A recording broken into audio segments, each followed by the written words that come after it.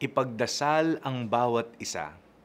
Be blessed tuwing Webes. Ako po si Father Fiel Pareha ng Santo Rosario Parish, Magalang, Pampanga. Tara po at magkapit pandasal na tayo.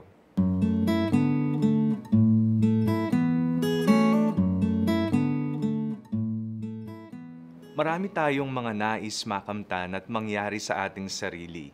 Laman ng ating mga panalangin ang mga naising ito. Inanais nating pagbigyan tayo ng Diyos at maawa nawa sa ating mga kahilingan. May mga taong nagpapadasal sa iba. May naririnig kang, ipagdasal mo namang makuha ko ang trabahong ito. Ipag-pray mo naman na pumasa na ako. Isama mo naman sa panalangin mo ang complete healing ng kaibigan mo. Sila ay nagpapatulong sa pagkatok sa puso ng Panginoon. Nanawa, ang kanilang panalangin ay mapakinggan din. Napakaganda ng pag-uugaling nagpapatulong, hindi lamang sa gawa, maging sa panalangin din.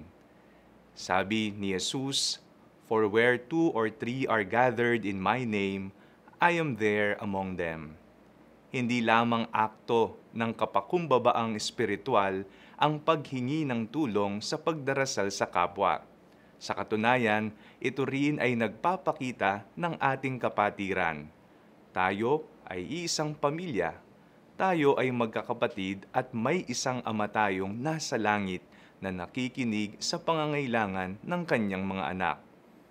Natuwa si Jesus nang makita niyang tinulungan ng kanyang mga kaibigan ang isang paralitiko. Dahil sa dami ng mga tao sa lugar kung nasaan ang Panginoong Hesus, gumawa ng paraan ang mga kaibigan niya para mailapit ang kanilang may sakit na kaibigan at ito nga ay gumaling. Humingi ng dasal sa iba. Ipagdasal ang intensyon at pangangailangan ng komunidad. Bigyan ng airtime. Isingit ang panalangin ng iyong kaibigan. Mainam na panalangin ang hikbi ng mga pusong sama-samang tumatawag ng tulong sa Panginoon. Manalangin tayo. Amang mapagkalinga, kami po ay lumalapit bilang iyong mga anak.